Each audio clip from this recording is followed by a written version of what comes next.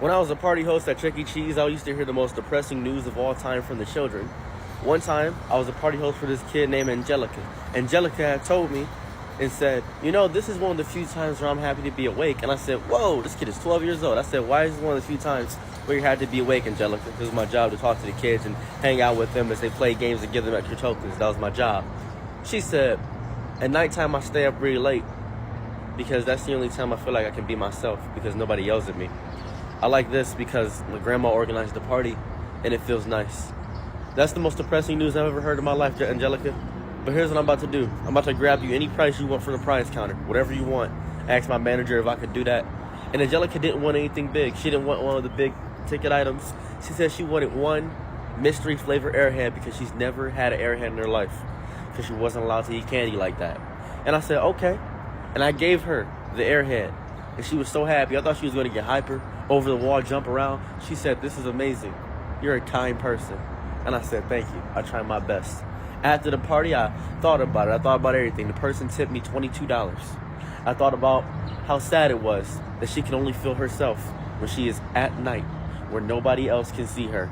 She only stays up at night simply because she can be herself truly and enjoy the indulgence stuff that she wants to enjoy in.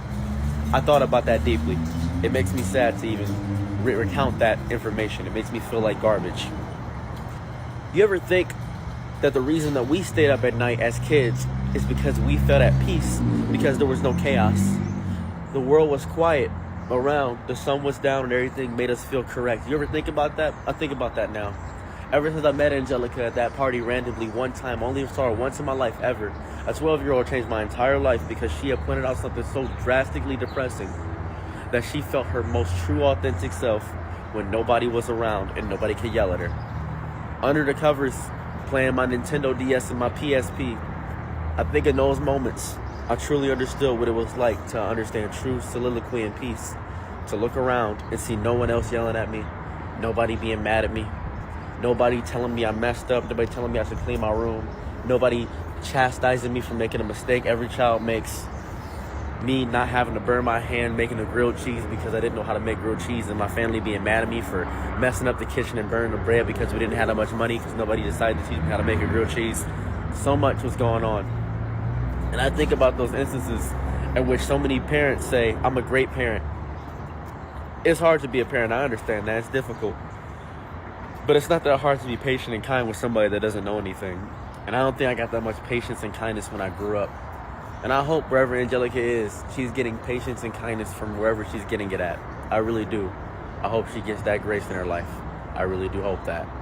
Do you know you have the ability to leave a marriage? You know you have the ability to leave any relationship you want to? I've been hearing a lot of my friends say, oh, I can't leave because I live with them. I can't leave because of X, Y, and Z. You can leave for whatever reason you want to. You don't even need to give a valid explanation for the most part. You can just leave a situation that is making you uncomfortable, or if you feel like you are not being respected in that situation, unless you thoroughly feel like that person can change, or the individual or situation can change in some way that will help you out in the long run. You don't have to stay in a relationship or a situation. One of my friends right now is going through a horrible, evil, vitriolic situation in which they are disabled and cannot work, and their lover provides basically all of what they have in this lifetime. They provide a home, shelter, things like that. They call me on Discord and they say, I'm so stuck right now.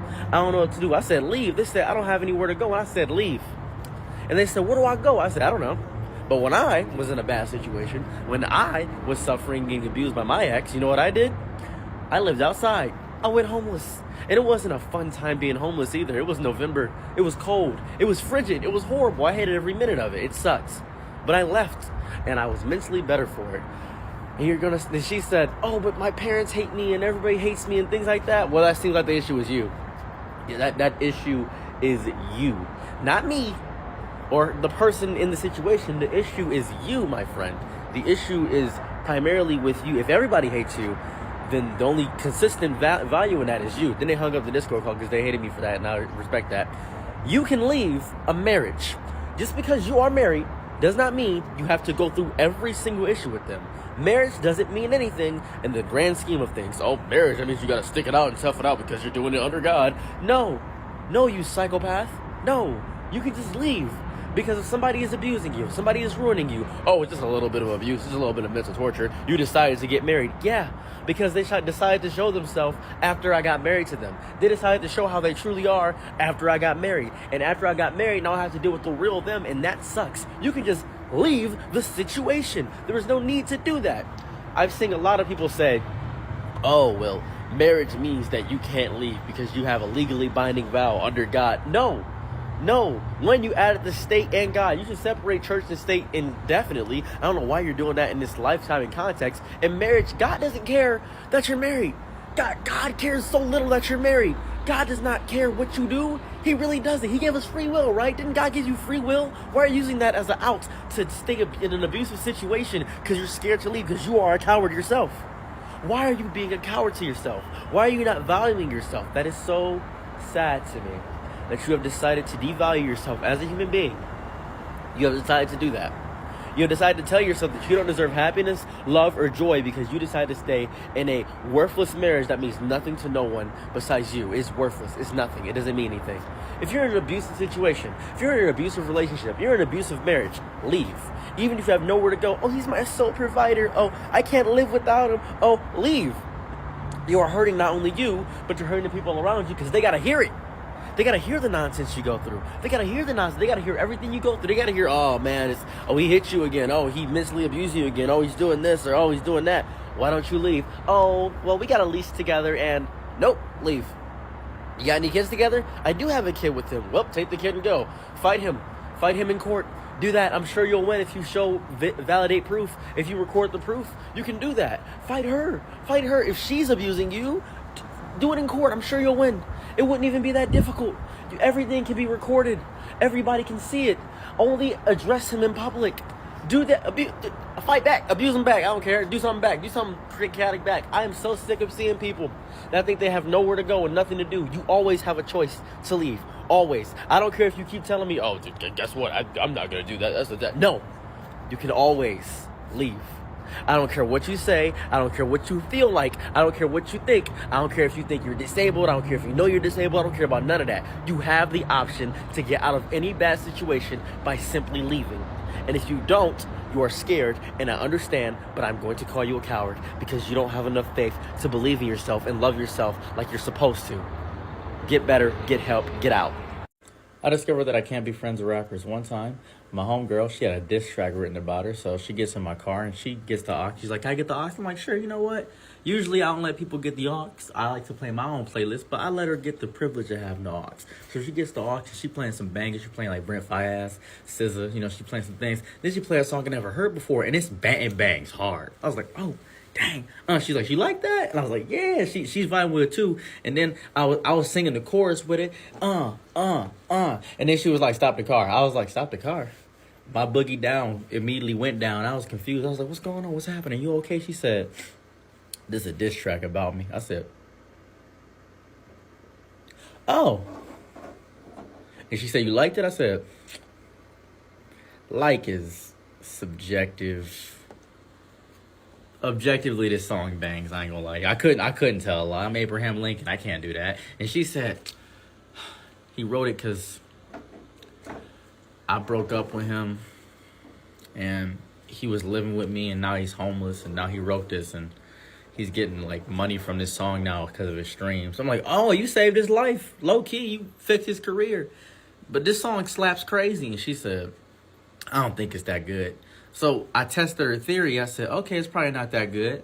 I rolled down the windows and I played it at a stoplight and I banged it up. And the dude was like, and I was like, the public seems to enjoy it. And I think I made her situation worse, perhaps. I perhaps should have not done that. That was probably a ill-fated move on my behalf. I probably should have maybe kept it to myself. And then she was like, it's not that good. But I'm a scientist. I got to test my theory and hypothesis. I got to get peer-reviewed studies. So I tested it again. We're at another stoplight. I was like, all right. I bumped the music up. Just turn it up a little bit more. And angry looking black dude, looks like he likes old head rap, looks at me. He's like, oh, what's that? Hey. And he Shazams the song. I was like, oh, no, he Shazam that. That's Captain Marvel. You're done. That's DC. That's Shazam. He called the wizard for that one. That's impossible. You can't really recover from that. She started crying. I didn't know what to do.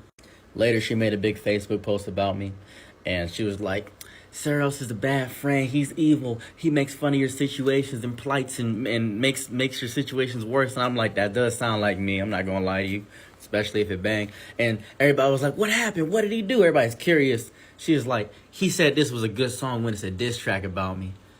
She got ratioed in her own post. I never seen it before. She got ratioed in her own post. Everybody was like, this song does bang. I'm sorry it's a diss track, but this is the center of the sun. This is pure heat. This is insane. Just start blocking people. It was really bad. I ain't gonna lie, that was a really bad situation. I can't be in rap beef. I'm not good. I'm not good at this. You're not doing activism by interacting or rage bait. If you see something that agitates you online and you decide to argue with the person trying to convince them of your side, you're not doing activism. It's not important to do so. You're not changing their mind. You've been a child before, I imagine. You ever not finish your food and then your mother or dad says there are children starving in Africa, but you can't physically finish the food and then they hit you? Does that make you feel better? Is that really what happens? That's what you're doing online when you argue with these people. That's all that's happening. They obviously don't want to change their mindset. They're doing it to get a reaction out of you. You're not doing activism by interacting with these people. You are interacting with them, and they're getting money for every comment you put. They're getting money for siphoning your life clock. That's all that's happening. You're wasting your precious little time on this small little blue marble. You're wasting every second of it because every time you see somebody that says, well, trans people don't deserve to exist. As soon as they say that, you're like, I'm trans, and I have to argue now. Don't. Just ignore them. Ignore them. Walk away. Walk away from the battle. It's okay. You have the freedom. You have free will to walk away from the battle. You can do so. Because it's not a battle. It's not a war. You don't have to get your pitchfork, destroying Frankenstein's monster, attack Victor. Victor is the real issue. Who's Victor? Advertisers. The bigger complex. The trolling industrial complex. Let's call it that. It is happening all around you, and you are just actively being a part of it. You're arguing on Twitter with a blue check mark. They getting paid for every comment, dude. Stop doing that. That's weird. Why are you doing it? Is that fun for you? Is that weird? Stop interacting with rage bait. Stop it. Genuinely stop it. It doesn't do anything for anyone. It just gives the other person money. That's all it does. I'm going to say it again. You are not doing activism by interacting with bait. Do you know what the act of trolling came from? It came from fishing. The act of trolling, the trolling a line, when you fish, you troll the line. That's actually why it's called trolling. And they are baiting you along so you get captured into an argument, and that argument drains you mentally, and they're going to go to bed sleepy. Oh, every comment is 2 cents, and you left 100 comments. Oh, that's $2. Oh, they're going to be so happy. And they're going to keep doing it too. You're going to say, this is the same guy. This is the same guy that did it yesterday. That's right, liberal. That's right, righty. That people on the right do it, people on the left do it, everyone does it. Because people don't want to have nuanced discussions. They want to have their opinion be said and you to listen to it and you to agree to it. And they don't want to hear your opinion. That's all they want. They don't want to have any conversation, no nuance, nothing. They don't care about any of that. That's all they want. And it is so sad and it is so depressing and it ruins me so much. I beg of you, if you are stuck in this loop and it makes you sad and you receive nothing but negative news, stop interacting with negative media. Stop interacting with things that mentally drain you because you're going to keep doing it. You're not getting motivated to do anything. You're going to ruin your life doing so. Stop it, stop it, stop it. When I was a hiring manager at my old job, I was always instructed to never truly fire somebody, but soft fire them so it didn't give them severance pay. So, to avoid severance pay for a lot of people, we would do these things called, we would give them less hours during the week. If they gave their 2 weeks notice, we would take them off the schedule, even if they gave the notice, things like that. So one time, a really bad incident happened. Somebody was talking about leaving the job. They said, I don't want to work here anymore. I think I should find another place. So my boss heard that and said, hey, KK, come here. I said, what's going on? What's cracking? Said, could you give that person about 7 hours a week? And I said, they usually do 42. We need that person. That person's really important to the company. He said, yeah, but they're talking about leaving. I said, good for them. We'll find somebody else, but I don't think I should give them less hours because they're talking about going to a different job. And they say, yeah, but they're going to leave anyway. Might as well just cut their hours a little bit, right? And I said, you know what, you're right. Okay, I'll do it. I didn't want to lose my job because I'm still needed to have money. So I start cutting their hours. They come to me. They say, hey. I said, what's going on? They said, I noticed I've gotten 7 hours next week. I said, yeah, we got to cut back on labor. I'm sorry about that. And they said, no, this is Strange, did you hear me talking about getting a new job? I said, you're getting a new job? I'm lying to his face. I said, you're getting a new job? Whoa, I had no idea. He said, you're being sarcastic. I said, a little bit. I know you're getting a new job, but we really are cut back on labor. I had to lie to his face. I just straight lied to him. He said, okay, understandable. Next day, he just stopped showing up. And then we didn't have to give him severance pay because he left without giving a 2 weeks notice or anything of that variety. It's in our company policy. You got to give 2 weeks notice or something of that variety. That's a little bit messed up. Another person said, I'm leaving to give my 2 weeks notice. So my boss instructed me to not give them any hours. It just said, hey, just take them out the schedule. I said, what? It said, they're leaving in 2 weeks. We don't need them. Take them out the schedule. We can get at somebody else. We can start looking for people. Put an ad on Indeed or something like that so we can get some information. So I put an ad on Indeed. They saw the ad on Indeed and said, hey, I noticed my position's opening up. I gave 2 weeks notice. And I noticed I don't see myself in the schedule. And I said, well, that's because you're leaving. So we just took you off the schedule because you're leaving already. And they said, well, I still need money for the 2 weeks because I don't start my new job for another 2 weeks. And said, well, you can spend this 14 days, having fun. He said, well, I still got rent to pay. And I said, well, we're not going to fire you. You gave me 2 weeks notice. And they said, well, if you fire me, I get severance pay. And I said, yeah, you would get that. But, you already gave her 2 weeks notice. So they're pissed. They're absolutely mad. They're yelling and ranting and raving. And we end up getting out the severance pay because they're angry at me. And we actually end up being able to cut a little bit of the pay because in our policy, we stated that. There were a lot of manipulative tactics that a lot of my managers did. And I'll admit that I did a lot of manipulative tactics too because I needed to maintain my position in the company. I'm not going to act like I was some saint or some savant.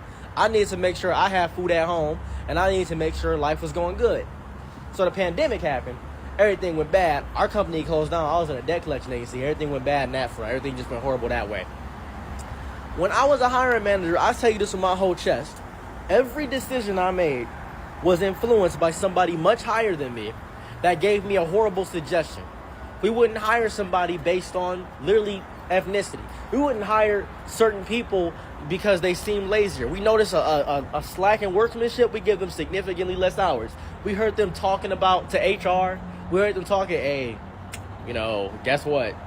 I'm thinking about, finding another job. The HR person would tell us because our company was so messed up, and they would do that. And I'm thinking this is just this one company. There are so many companies that I've worked for as either a hiring manager or somebody that's a supervisor that genuinely do these tactics. Chuck E. Cheese did it. The Savo's Theater did it. A lot of corner stores do it. They would just give less hours off virtue of just secondary information that you get with no real evidence or things of backing. And that's crazy and messed up. That is horrible and evil. I think that's the worst thing you can do on the planet. I think it's messed up to do that. I recommend if you yourself are putting in your 2 weeks notice, just don't do it. Just leave the job whenever you get the other job.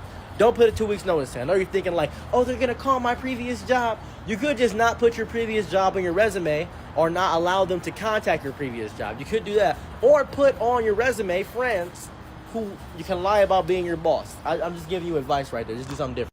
I don't trust people that haven't been evil in their stories. If you're telling me a story and you're always the good guy in the story, I don't trust it. And I don't mean, oh, I didn't say this, didn't do that. I mean, I need you to tell me something you've done that's explicitly evil. Because I don't believe you made it this far in life. I'm 28. Most of my friends, at least up at the age of 20, you've at least done one evil thing. Maybe you didn't tip. Maybe you parked somewhere where you didn't pay the meter. Something of that variety. Something a little bit nefarious. Maybe you accidentally took some bubble gum. But if you're telling me that, oh, yeah, my ex was yelling at me and I stayed there and remained calm. You got heated when we played Halo. You didn't stay calm. I know you didn't. As a matter of fact, when you hear someone yell at you and you think, I can see the anger in your eyes getting ready to yell. Because we're in public and seeing that. I can see it. You can follow it up with a statement such as, well, I'm not like that anymore. That's fair. Well, that's realistic. Thank you. Appreciate that. But if you're good in every single story, no way. I don't trust that. I'm not believing that. I need to hear you say something diabolical, messed up, Megatron statements, Saturday morning cartoon Skeletor levels of diabolicalness is what I want to hear. I want to hear you say something I never really even conceived. Because that's how you know you can trust me. You tell me something evil and I'm still your friend, guess what? We locked in. We boys. I need to see you in your worst moment. I need to know how you operate in your worst moment. Because if you don't, I'm bringing the worst moment to you and see how you operate. Because you didn't tell me anything. I'm going to think you can handle everything. You're always good in all situations. So now I got to see if you're actually the best person on the planet on God. A lot of people think they're politically correct all the time. I don't trust that. I don't trust they're good all the time. I don't trust in every instance they're listening to a rap song. I don't think that they're listening saying, "What up, ma?" And then they blurt it out in their head. Nope, they say it in their head. Just like, go ahead, say it. Go ahead. Tell me you've thought it. Because there's got to be a point where you've thought the word. There's got to be a point where you've been evil in some ways. You can say, well, I don't, it doesn't make me feel comfortable, makes me feel gross, makes me feel icky. Does it, the word? My boy said, yeah, but that's for you. Cool. Okay. It could be for me, but it can make you feel the kind of way. Just let me know. You want to be a goody two-shoes all the time. I know in your head that you've misgendered somebody. That's okay. Just let me know. I want to know. I'm here for you. This is the real world. You're not online. I'm not going to cancel you. I'm not going to destroy. I'm not going to tell everybody your secrets. I'm not going to do that. I'm not going to use your name if I do, by the way. Don't worry. I just want to know what evil thing you've done because I'm open. I'm a book. You can trust in me. I'm easy to talk to. I'm your best friend. I'm the guy that you tell the worst, darkest, evil, most depraved secrets to. Because guess what? Much like Toy Story, you got a friend in me. So I'm here for you. For you, Paige. I'm here for you. Come on. Tell me what you got. Because I'm so sick of seeing people say, I was calm, I was reasonable, I was kind, I was this. When in every other instance, I've seen them, they're not. So just stop lying to yourself. Stop lying to me. Just come on. Tell me something bad. Tell me something bad. When I was younger, I convinced one of those door-to-door Christians to actually quit doing the door-to-door nonsense. So, I had just arisen from my slumber, much like Dracula or Alucard, and I approached the door. I didn't know somebody was coming up to the door, but I felt a presence. Somehow the Spirit of God told me to do this exact thing. This may have been my task for the day. And I hear, knock, knock, knock. Oh, I'm excited. Didn't have breakfast yet, nothing in my stomach, but I was seeing who was at my door. I usually don't get visitors. So I opened the door because I don't have a peephole way to look through. I open the door and I see a guy in a button-up with a book. He looks really excited and jovial. His hair is slicked back and it is 9 o'clock in the morning. So I'm really confused. So I open the door and I say, what's cracking? And he says, howdy. Are you the owner of the house? I said, I am the owner of this establishment. What's cracking? What's going on, buddy? He said, are you saved? And I said, am I saved? Yeah, I'm not in danger right now. He said, no, are you saved by the Lord? I said, oh, I don't know. Enlighten me. I was bored. I wanted to see what he had to say. He said, perfect. And he said, may I come in? And I said, nah, it was cold outside. It was cold. It was probably like 22 degrees Fahrenheit. I was like, no, you can tell me right there. I don't like people in my house. Just explain what's going on. I could tell he was really cold.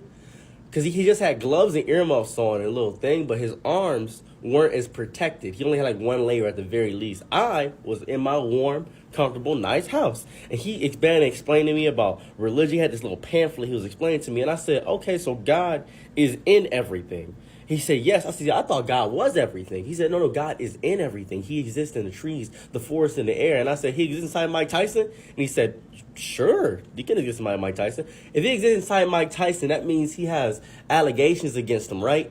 And I said, what? So God has allegations against him? He said, no, everything that's good is God. Everything that is not good is not God.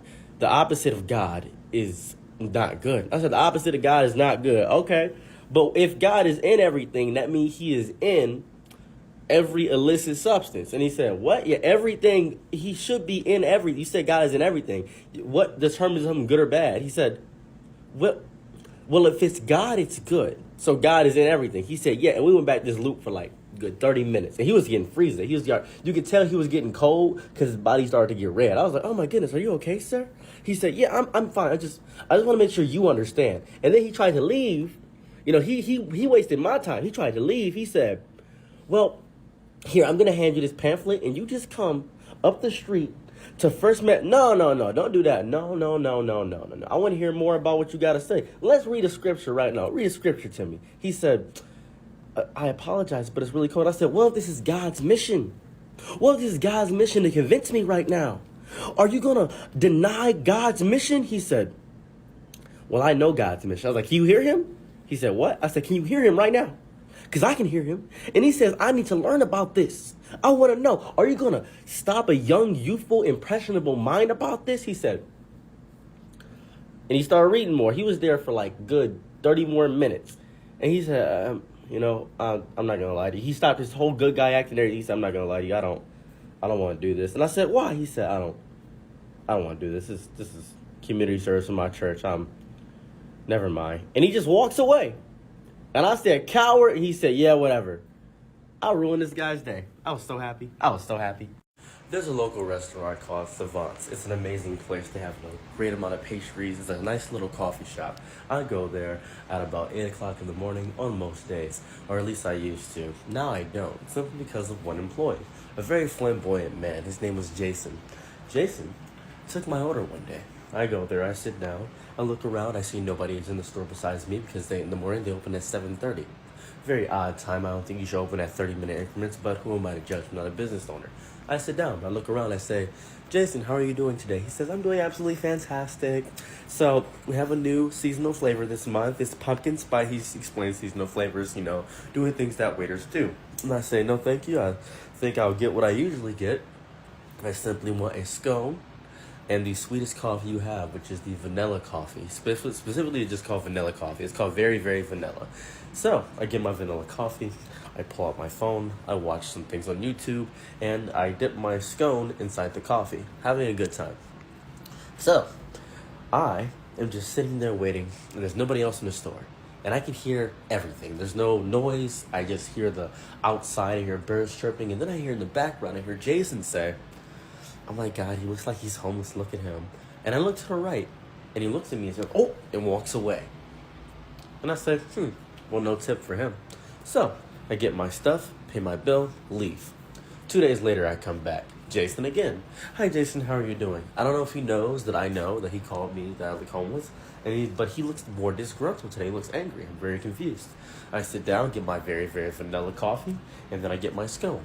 I watch some YouTube videos, and he just looks at me angry like this. I'm very confused. So, a week passes. I come back. I do this for about, 3 more weeks. And he's just more angry and ornery. So one day he comes up, he notices I'm the only person in here, and he says to me, is there any reason why you don't tip? And I look at him and say, because you call me homeless. I heard you. And he said, well, that was one time. And I say, well, it hurt my feelings. And I don't want to give money to somebody who hurt my feelings. Then he gets like really angry and snippy. He says, oh, okay, all right, I understand. And the next time I'm there, he's not there. And then next time I come there, he's not there. So I come the third time, he's there. And he says, hi, I would like to apologize for, and I say, no. No, the only apology is change behavior. I do not wish to accept an apology from you. I don't want it. So I say, let me speak to Abdul, because Abdul is the owner of the shop. I say, Abdul, when you hired Jason and he's very rude to me. And he says, Abdul looks at me and says, oh, you are my favorite customer. What did he say? He said I look homeless. Now, this is one instance of one time, but I was going to let it go. I just wasn't going to tip him. I was going to let it go. That's all I was going to do. I'll tip everybody else. Jessica, you know who you are. Respect you. You know you get 40% every time I'm there.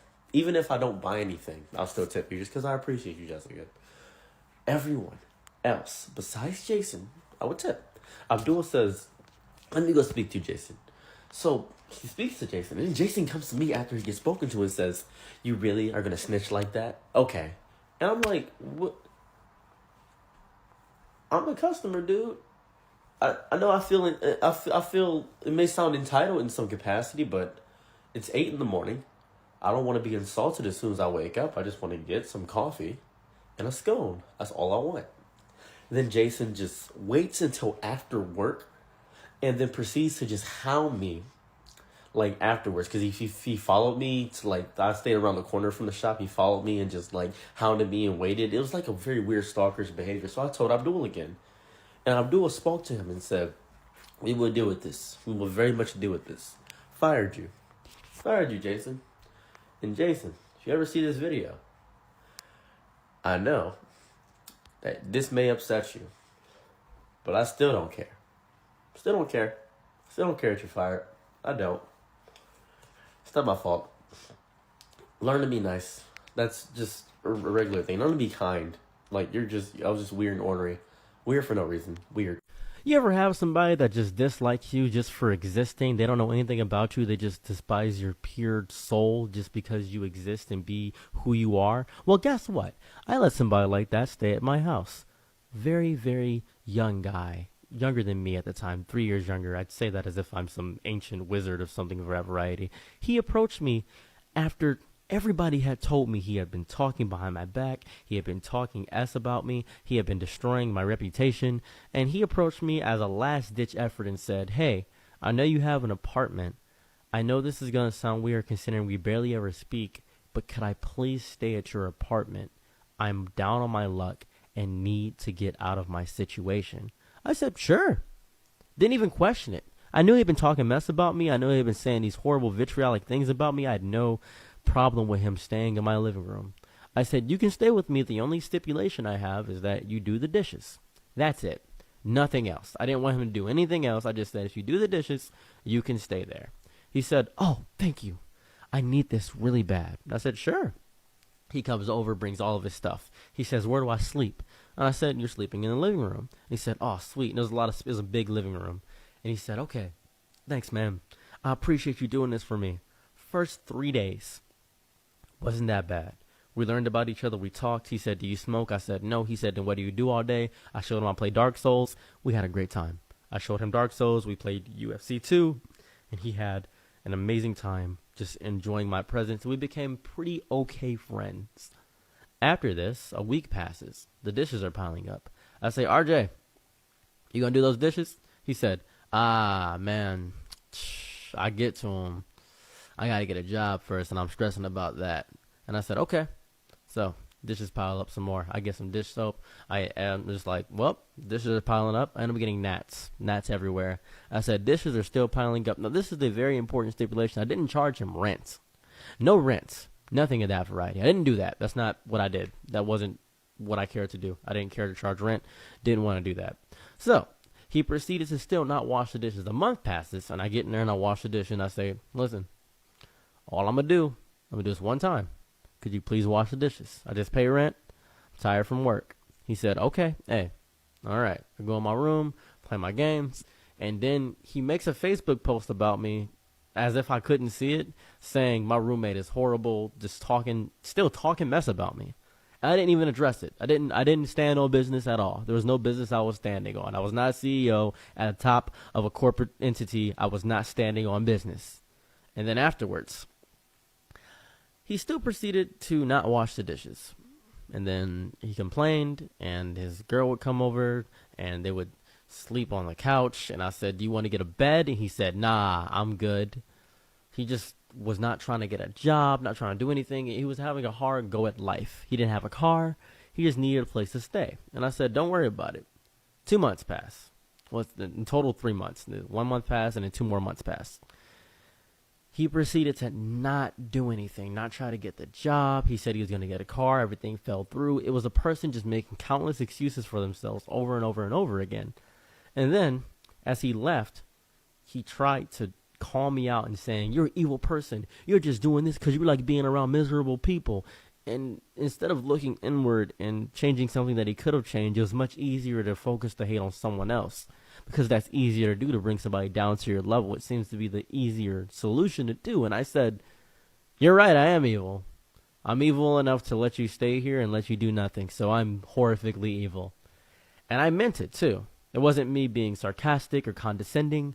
I genuinely meant it. I'm evil.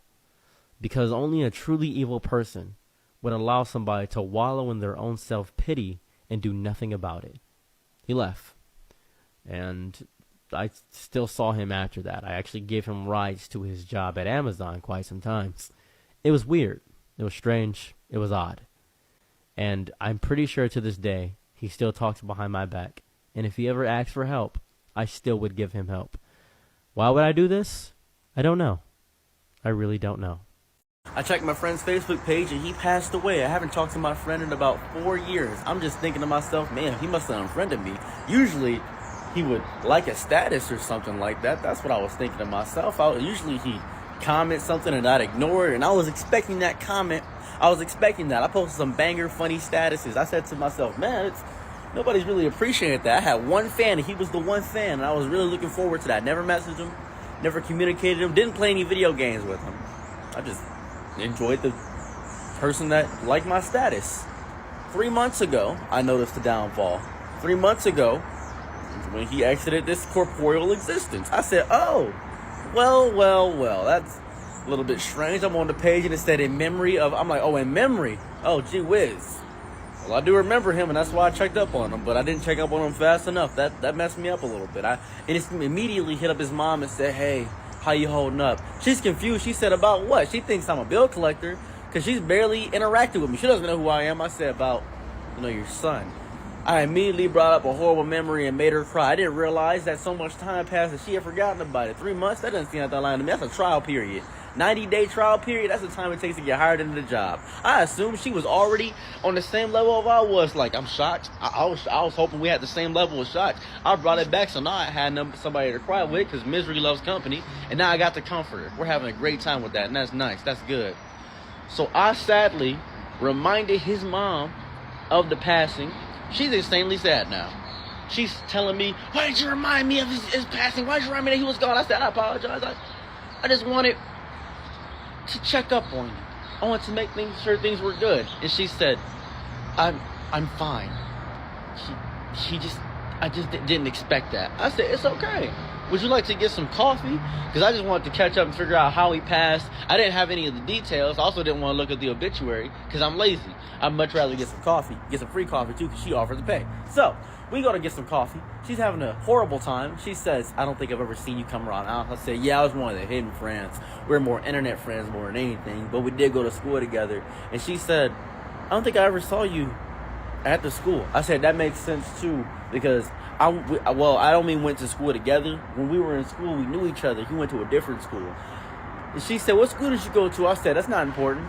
That's completely unimportant. Let's talk about his life. Let's remember him. Let's remember what he did. How did he pass? And she said, you don't want to know. I said, yes, I do. She said he Boy Scout rope tied himself and then kicked the old chair. I said, okay, my bad. Okay, that's news for me. News for me. Didn't know that was going to happen. She said, yeah, it was really sad. A worthless woman broke his heart. I said, oh, that's okay. Didn't expect that either. Didn't know what was going on. So my friend had exited this dimension by virtue of his own doing. That was news to me. I said, okay, entered another world. Isekai, I got you. And she said, what does isekai mean? I said, it's when you go to another world after you pass. And she said, like heaven? I said, basically, a bit more fun than heaven, I feel, but that's what I feel like it was a good thing to say. Better than heaven.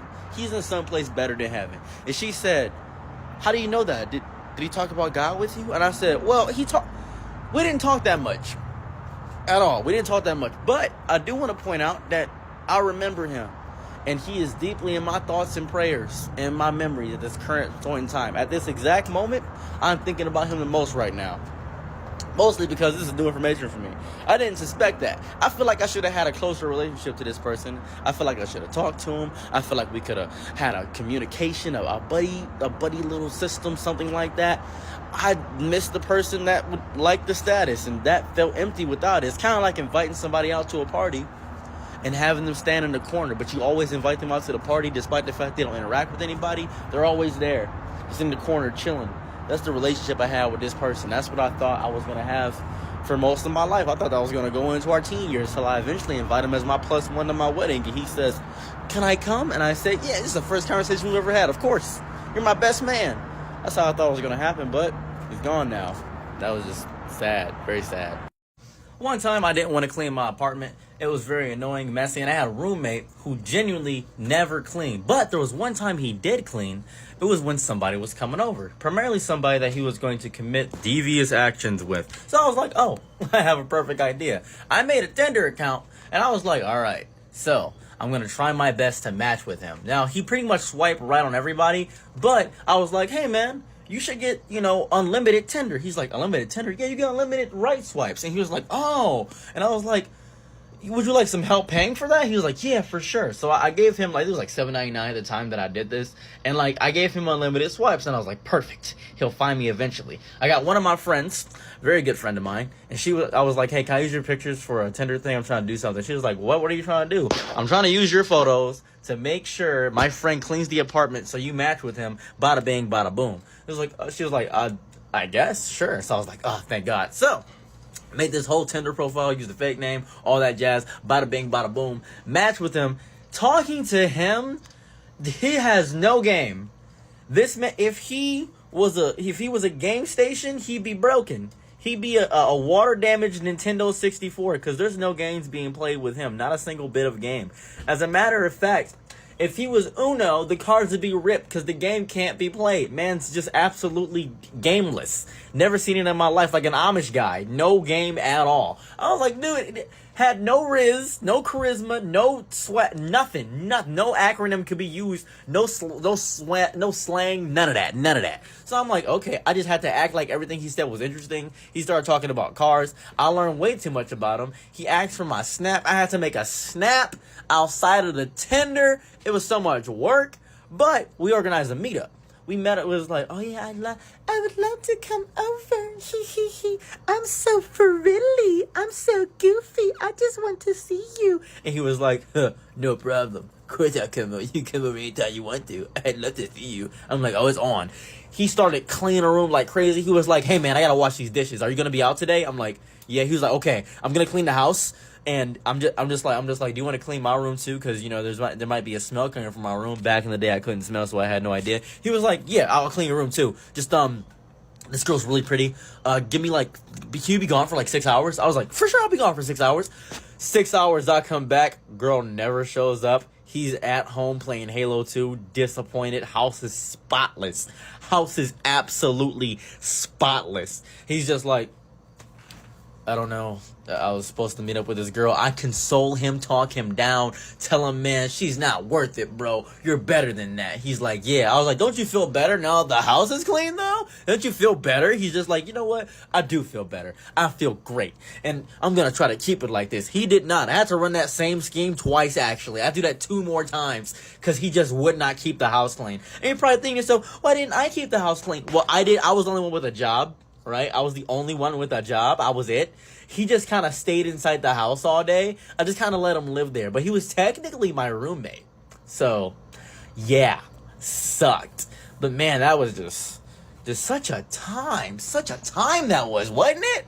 I was walking in the gentrified part of Detroit, and I was just having a good time, having a casual stroll, and I look to the right, and I see a homeless dude getting harassed. He's getting blatantly harassed by the owner of what seems to be a smaller shop. So I walk over and I say, hey, why you messing with Unc, bro? Why you messing with Unc? And the dude says, this is your uncle? This is your uncle. And I said, yes, it's Unc. Unc, you good? He's like, man, I'm just trying to get some food. And I was thinking that he was inside the restaurant getting some food, but no, he went to the back to the trash can to try to look through the scraps and try to get some food. So I'm thinking to myself, you really gonna stop a man from going through a trash can? And I'm like, yeah, bro, sorry, Unc been on hard times ever since old girl left him, man. You gotta give him a second. Hold on, come on, Unc. And I take Unc to a different shop, and we sit down. And I'm like, bro, why was he harassing you? He said, I was going through the trash can looking for cans and food. Brother, come out, start hitting me with a broomstick. I was like, that's kind of messed up, actually. It's you don't want the trash. It's free stuff. It's trash.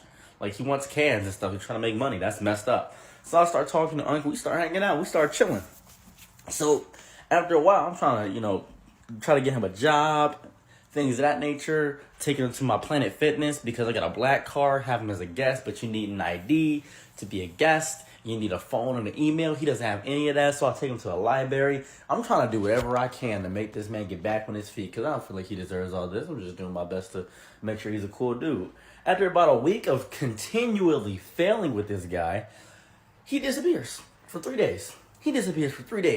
And I'm outside of his tent. I'm like, man, where's he at?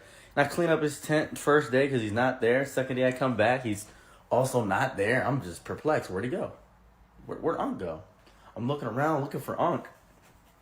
3 days pass. Unc come back. Unc come back a new man. He don't look dusty no more. His teeth are a little bit whiter, but still extremely yellow. I'm like, bro, Unc, where'd you go? He said, oh, I was cracking backs. I'm like, you was a chiropractor now? He was like, you can say that. You can say that. So I'm confused what's going on. A day passed. I see this nice, very nice, short, thick Caucasian woman. And she comes up to Unc and hugs him. And I'm like, oh, what's happened? What's going on? What seems to be the manner of this? This man found himself at an Arctic bunny. And I was like, how'd you do that, Unc? He was like, I begged. I was like, okay. Arctic bunny ends up straight up just taking him in, taking care of him. It was so nice. 2 months later, too much. This is it's gonna drop a TW for death right now. 2 months pass, and I don't see Unc for 2 months. 2 months pass, and I go to the Arctic Bunny house, 'cause I know where she lives at. And I go to her house, I'm just like, hey, have you seen Unc? He was like, Ronald? I'm like, yeah, Ronald, whatever. Oh, I haven't seen him in quite some time. I was like, when he's staying with you? Yeah, he was, but not anymore. A month passes. And I see like, I'm walking down the bridge, and I see down on the left, see like, like police and stuff like that, like cop cars and things of that nature. I'm just confused. And they're looking for like a body, it seems, because they got the searchlights on, it's dark outside. 4 days pass. I look on the news, because I'm outside a coffee shop. I look up, and I see his full name. I never knew his full name. See his full name. Passed. He didn't have a funeral. He didn't have anything. I don't know what happened between him and that Arctic Bunny. I can only infer and guess, but that broke me. That hurt. I loved Unc. He was a cool dude. I think about that a lot. That just messed me up. I think about that a lot. I was dating a single mom one time, and she was outstanding. Fruit snacks galore. She had the entire package. It was beautiful. Then she eventually got sick of what I was. She got sick of my being in my presence, and it was okay. It was amicable. It wasn't anything nuts happening in the relationship. She simply said, I think we seek different things. And I understood that. However, I bonded with her son.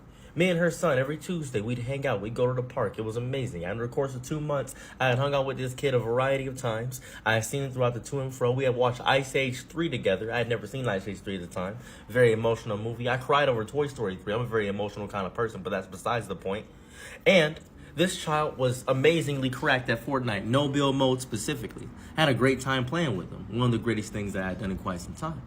And what am I to do? Now I lost my Fortnite partner.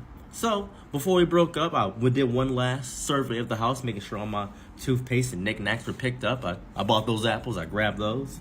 I bought those Lunchables. I'll take that. And she said, that's just petty. I said, I'm hungry. I'm sorry. I don't have much money. I was flexing because you're beautiful. I apologize. Going through, I say one last goodbye to her son. I looked the son in the eyes and I say, son, I got to tell you something. He says, Dad. I said, don't call me that. I hurt my chest to hear that. I said, you want to exchange Fortnite stuff so we can still play together? He said, yeah. Wrote down a piece of paper, and I still play Fortnite with the kid. We going crazy on Fortnite every single week. We go crazy. I broke up with her. We left each other.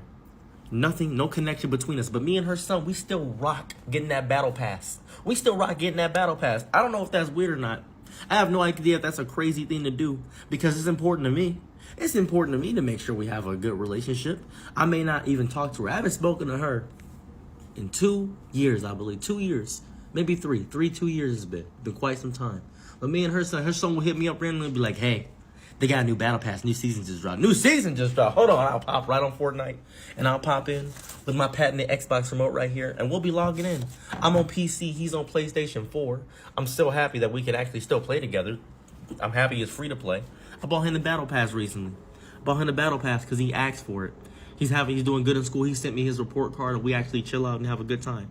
Having a great time with that. And I feel strange because he'll say statements that mess me up deeply. He'll say, yeah, I don't like the new guy my mom is dating. I said, I'm not here to hear that, man. I apologize. I'm not here to hear that. I don't want to hear about that. He said, why? My mom she's going through a rough patch right now. Don't you care about her? I do care about her. I really do. I care deeply about what she is and what she has going on as a person. However, we are down right now. I need shields. You got shields on. You do have shields on you. That's important to me. I got to prioritize what I care about in this existence. And I can't be worrying about your mom right now. He said, that's understandable. On your left. On my left. Get him. Boom. Is it strange? I'm asking you. Is it strange to play Fortnite with this child of my ex? Is it a strange thing to do? I think it's perfectly reasonable. I say he's a good combatant. I say that I found a lifelong friend in a Fortnite companion. I may never see this kid again. They moved all the way across the country. I may never have an interaction with them. One day we might see each other. at a little event like an esports event. He might even go to the top of the world. I have no idea. He may not be that good. I'm just hyping him up for no reason. He's not really that good. But he's fun for me. It's fun to play the game with him. Now, I have received a few messages from the father saying stop playing the game with my son. Now, this is the first I had ever heard from the father. I was a little bit confused. I thought this man was coming out of nowhere. And he now plays Fortnite with us too. We all play Fortnite together. We got a 3-man squad of Fortnite people just going nuts. It's crazy. And it's fun. I never thought I would bond with the dad and the son. I don't even talk to the girl anymore. I'm not sure what she's doing with her life. Hopefully it's great. If you ever see this video, I hope your life is good. Samantha, I hope your life is fine. However, me, your baby daddy, and your son, the 3-man squad, we're unstoppable. We're amazing. We all got Spider-Man skins. We're doing outstanding. I have Spider-Man 2099. I bought your son Miles Morales. And your husband, for some reason, plays Spider-Gwen. I know why he left you. It was because he cheated on you with a guy. He told me about that. Yeah, he's actually in a very happy relationship. Just want to let you know that if you're streaming my videos right now, that's the last thing right there. Let you know that. You guys remember those Xbox lobbies where you'd hear the entirety of someone's life story in the background going on? You'd hear, oh, you're cheating on me with David? David does it better than you. I didn't know you were bisexual. I'm not. I dated you as a beard. And you'd learn this entire soap opera of a situation in the span of a few moments. You'd learn deep, intricate details about somebody's life. Well, that happened to me during a match of Fortnite duo. See, I really wasn't that into Fortnite. I don't like the build mode, but I do like the no build mode. So, I was playing no build mode, and I was playing with a random who had his mic on, open chat, open mic, everybody could hear him, the world was hearing him. He was actually a politician in my eyes because the way he spoke, it convinced me to be his partner. It convinced me to be his ally. It convinced me to be his soulmate, his teammate, his one and only, his actual buddy for the rest of my life. So, we're playing, we're doing great. He has a Batman Who Laughs skin, and I have my favorite skin of all time, which is the default skin because I didn't pay any money for Fortnite. So, we're chilling, we're rocking, we're vibing, we're having the time of our lives. We're comrades, buddies. We're members of Soviet Russia. We're brothers of Allah. We are Christian homies. Chilling, rocking this match, dropping it, doing great. He's got 10 kills. I've got 4. He's carrying me. He is just actually put me on his back Yoshi status. I am the straw that's going to break his back, though, because I fell 4 times. He picked me up each time, tossing me in the water, telling me, hey, I need you to do this specifically. Hey, do that. This man was my messiah, and I was simply a small follower of the Jesus Christ that he was. So, well, close to the end of the match, we're down to the last 20 people. There's 10 squads left. He proceeds to speak to somebody while speaking to me. I hear in the background, Anthony, is this your dirty underwear on the floor covered with doo-doo? And I'm like, Anthony? He's like, what's up? Is somebody talking to you? Don't worry about that. I just hear a smack. Boom! It sounds like he got hit in the head with something. And then I see his character glitch out and stop moving, and he starts moving again. I imagine he's dropped his controller because I could feel the intensity through the mic. I was like, Anthony, you good? He was like, hey, man, I'm fine. Don't worry about me. And I just hear this girl, this is the 15th time, Anthony. I am so sick of you just leaving them all over the floor for me to pick up each time. And I'm like, oh my God, this is intense. And he says very patiently and silently, I will wash them when I'm done with my Fortnite match. All right, so we're just get my 2 people up there. I'm marking them. I'm like, oh, yeah, you're marking them. Yeah, I don't even care about the match. It doesn't matter if we win. I don't even care if we win. He's having a time of his horrifying life right now. I need to figure out what's going on with my boy, my friend, my buddy. So, I just hear those spiel arguments, and he's just getting headshots. He's doing great. He's doing amazing. I've never seen somebody so dedicated to the cause, so into the vein, so into the vine. I'm like, oh my goodness, this man is built different. He's built expeditiously. He's composed of different stuff than I am. His composition is made of DNA that I can't even fathom. And last 3 squads, I just hear, I can't believe you would do this to me. I stopped listening to it for a second. I imagine it was something that has to do with his underwear still. Maybe it's something else. I don't even know what's going on. I'm perplexed. I need to know. I'm like, Anthony, you going to talk to her? No. We have to finish this match. Oh, okay. He sizes up. She's like, I'm leaving. Bye, Anthony. He says, I'll talk to you soon. All right, so the last team's over there. All right, last team's over there. He defeats them effortlessly. Just no skin off of his back. And he says, drop friend request? Yeah, drop friend request for sure. He's like, I gotta deal with something. You know how it is. I'm like, I don't. And he disconnects. I'm like, what? Anthony, you haven't been on Fortnite in 7 months. I need you. I need you, please, Anthony. Come back, please. Like a middle-aged, divorced 35-year-old dad, I like to go to dinner by myself sometimes at restaurants and just leave ridiculous tips in order to make people feel good. So I'm out at IHOP, minding my black business, just sitting alone, drinking a coffee, eating some pancakes and waffles, having a great time. And across the way, I see a man and his wife angry at the waitress that I have as well. I'm a little bit confused. And he says, maybe if you weren't such an idiot, you would have got my food correct. And I say, oh, whoa, that's a little bit crazy. And she says, I'm sorry, I apologize, sir. She's being very respectable. And he says, well, this really affects if you're going to get a tip or not. I hope you know that. And I said, okay. A little bit strange. Don't know what's going on.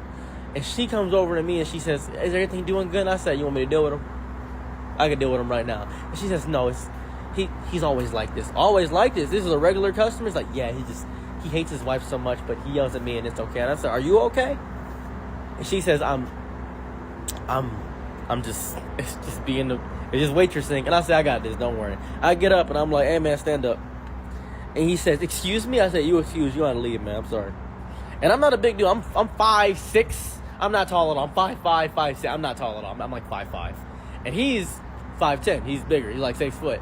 And I say, get up out of here, man, you gotta go. He says, I'm not going anywhere. And immediately, I spit on him. I just immediately, right in his face. He says, oh, what? And because he was being rude to the waitress, so I immediately hocked a loogie upon his forehead. I feel like that was correct. He gets up and the wife says, I've never seen somebody audibly gasp in my life. I've never seen this. This was the most high middle class, upper middle class reaction I've ever seen in my life. She just says, and he gets up and says, all right, buddy. He gets up like this. I immediately grab his chair from under him and he falls forward onto his food. He falls like this, and I say, all right, and I grab him by his neck, I grab him back, and pull him outside. And he says, stop, get off me. And I said, nah, let's go, let's get up out of here, let's get up out of here. And I push him out, and I say, hey, hand me the key. And there's a key lock on the door. And I grab the key, and I lock it, and I say, you out. And I said, how much is this food? And she said, 42. I said, 40, what did he get, a steak? I was like, all right, I'll pay for it, don't worry. Hey, you are not welcome in this establishment ever again, ever. And she says, thank you. I ended up getting a lifetime ban from the restaurant. I'm not even gonna lie to you. I thought I was pulling some hero stunt. I thought this was how movies worked. I have a lifetime ban from that IHOP. I can no longer be in there. I am not allowed to ever go back in the IHOP because I attacked somebody and the cops got on me about it. That was a little bit difficult. Thankfully, nobody pressed charges. They just said he was being rude. And I explained the situation. The cops said, you can't just hurt people. You can't do that. It's not legal to do that. I said, that makes sense. That just makes sense. That's real. That's understandable. However, the waitress, she was very happy. She was very happy for what I did. She was over the moon about me defending her. She was. So I got a lifetime ban for attacking the guy at the IHOP. I no longer can go there. They recognized me immediately because of this little thing I got on my head. It's not like I can sneak in and wear a costume. I'm never getting my hair changed. Unless I get some braids and wear a bald cap, something like that. But I'm not even in that state anymore, so it's not really a concern. I was confused. I thought I was doing a great and just deed. So, after a while, she ends up hitting me up on Facebook because she finds my Facebook and says, hey, I got a better job now where I don't have to waitress and deal with bad customers. I just want to say, you saved me. I said, I ain't saved nobody. She said, no, you really saved me. You helped me out deeply. And I should learn to respect myself a bit more and not deal with rude customers like that. Waitressing is difficult and I shouldn't have to live off tips. And I'm probably going to do a lot better now. I'm really happy that you really showed me that people actually do care out here. I said, nobody has done that for you? And maybe nobody did it for her because she was not the best looker. I have no idea. Maybe nobody cared about her because she didn't have pretty privilege. But I just think it's disrespectful to do that to somebody that is just doing a job. Yeah, she messed the door up, but she can go back and get it fixed. It's not like you're going to die of starvation, man. It's not like your entire life is over because you got too much pancake mix or something. I don't know. I don't even know what the mess up order was. I have no idea what the bad order was. It didn't seem like that big of a thing to yell and call somebody an idiot over. That seems a bit rude. That just seems a bit ridiculous. That's how I feel personally. Anyways, I don't know where that guy is. I don't know where that girl is, but I can't go back to the IHOP. I think there's an inherent issue with masculinity. One of my friends came over to my house after enjoying the festivities. He Ubered home. And I said, hey, call me when you get home safe. He said, I'm straight. I said, okay. Make sure you call me when you get home. Said I want to make sure you're safe. He said, weird. So he gets home And it's been an hour, and I'm confused. So I called him. He said, bro, what's up? Did I forget something? I said, no, you didn't call me to make sure you were safe home. He said, bro, that's weird. I said, that's weird? How is that weird? He said, man, I'm not going to let you know my updates, bro. That's just make sure I'm good. No, I'm good, man. If I don't show the next day, I don't show the next day, man. Don't worry about me. And he hung up. I was confused. So I'm asking everybody else at the festivities, my little household get-together. I say, hey, do you guys think it's weird to check up on somebody when they get home? The guy said yes. The two women over there said, no, I always check up on my girlfriends. I always check up on them, make sure they're safe. This starts this whole discussion inside of my living room about whether it is straight to check up on your friends. I didn't think I would ever have a conversation like this in all of my days.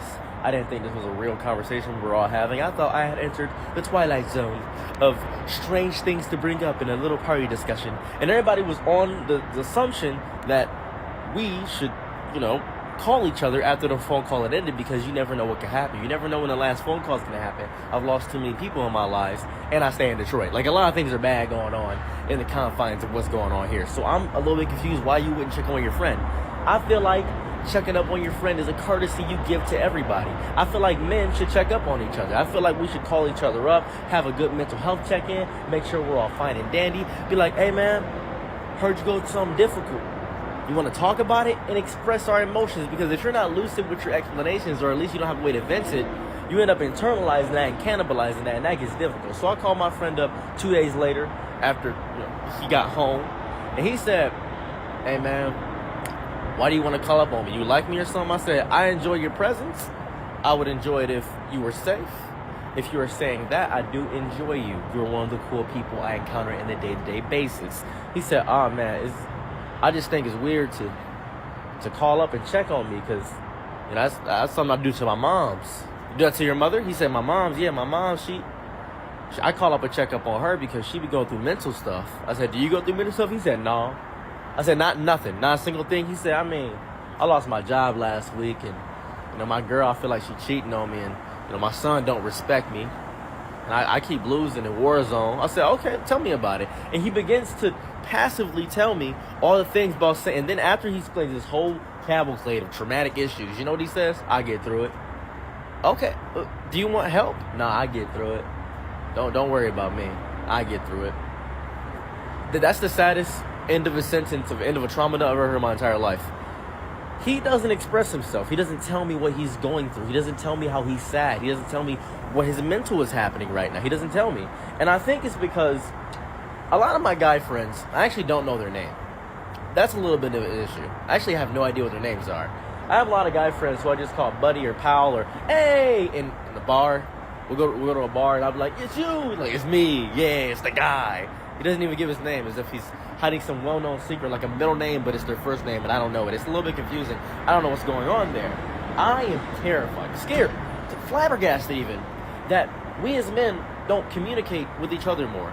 I believe we have some unspoken bond or communication where it's a masculine trait to just get through it and don't bother each other with our bigger issues that are going on mentally with our lives. Why is that viewed as feminine to express our mental health issues? Why is that viewed as feminine? I would love if my guy friends express their mental health to me. I have a few guy friends that do. They tell me when they're depressed. They tell me they can't make it. They tell me, hey, I'm not feeling up for it right now. Some of my friends need hugs. You know how horrible it would be if you couldn't go to your friend for a hug? For some form of comfort. Something of that variety. You know how horrifying that would be? I feel like there is this big issue with masculinity where it's ruining what it means to be a person. Because you're being viewed as a man first and nothing else. Not even a person. And it's weird, and it's detrimental, and it hurts.